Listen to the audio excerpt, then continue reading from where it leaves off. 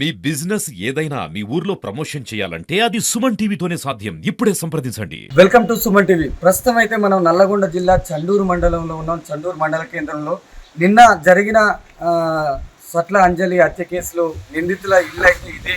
మరి మనమైతే ఇక్కడికి రావడం జరిగింది సుమన్ టీవీ నుంచి.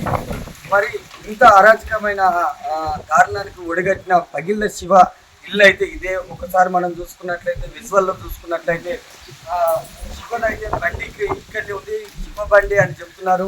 ఇక్కడైతే వాళ్ళ ఇల్లు ఉంది, ఎవరు కూడా ఇల్లు అయితే లేరు. వాళ్ళ అమ్మ ఉంది కానీ మీడియాకు కూడా ఎలాంటి సందేశం కూడా ఇవ్వట్లేదు లేదు.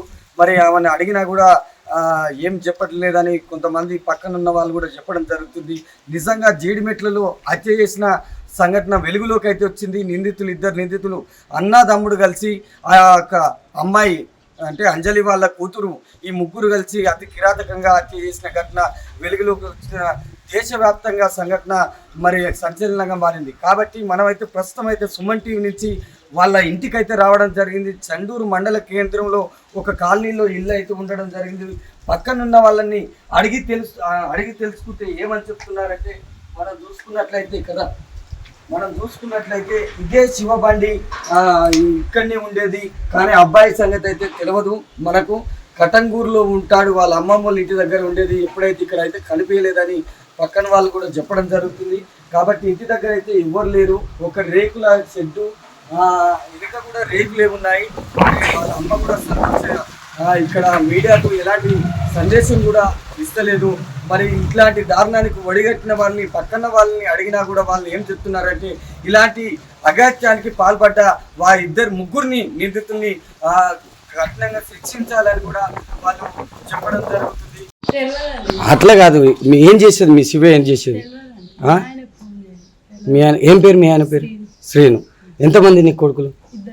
ఇద్దరు. ఒక అగాత్యానికి అయితే పాల్పడ్డారు.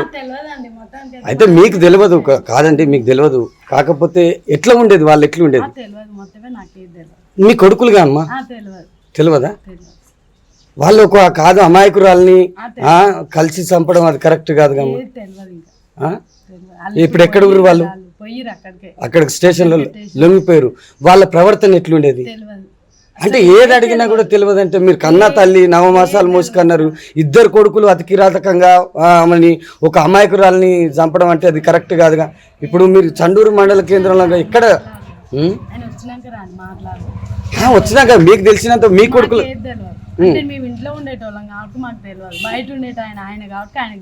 అంటే ఎట్లా ఉండేది మీతోటి? ఎట్లా ఉండేది మీ కొడుకులు? అంటే మీకు తెలియదండి, నేను మీకు తెలుసా అని అంటలేను. మీకు ఎప్పుడు తెలుసు? కాదు, చంపిరని మీకు ఎప్పుడు తెలుసు? అది కూడా తెలియదు. ఎవరు కూడా అడగలేదా మిమ్మల్ని? పోలీసు వాళ్ళు ఎవరు ఇప్పటిదాకా మీ దగ్గరికే రాలే. అయితే మనం ఇప్పుడు చూసుకున్నట్లయితే వాళ్ళ అమ్మ కూడా బయటికి రావడం జరిగింది. ఇంట్లోనే ఉంది, అంటే ఇంట్లో లేదని చెప్పారు. కానీ ఇప్పుడు మనం తీసుకున్న విజువల్స్లో ఏది అడిగినా కూడా వాళ్ళ అమ్మ మాకు తెలియదు, మా ఆయనకే తెలుసు, వాళ్ళు ఎట్లా ఉండేదన్నా కూడా ఆమె ఏం చెప్పలేకపోతుంది. మనం విజువల్లో చూసుకున్నట్లయితే వాళ్ళ అమ్మతోటి కూడా మాట్లాడినాం మనం. ఆమె ఏ ఆన్సర్ అడిగినా కూడా, ఆ క్వశ్చన్ అడిగినా కూడా నాకు ఏది తెలియదని చెప్పడం జరుగుతుంది.